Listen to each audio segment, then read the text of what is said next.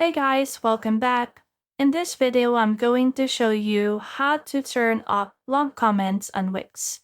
Let's get started. So right now I'm on the Wix websites. So just choose the blog that they have and click on select and edit sites. And then once you have done that, you can actually head over and see the dashboard of the blog that you have. So from in there, what you can do is just click on blog right here. Then click on overview. Once you have click on overview right here, this will load and then you can see the more actions. So click on more actions, click on blog settings.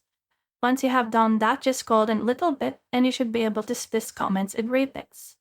So from in there, just choose to toggle this off. So the blue button actually indicates that it is turned on and the gray button indicates that it is turned off. So just click on that right here.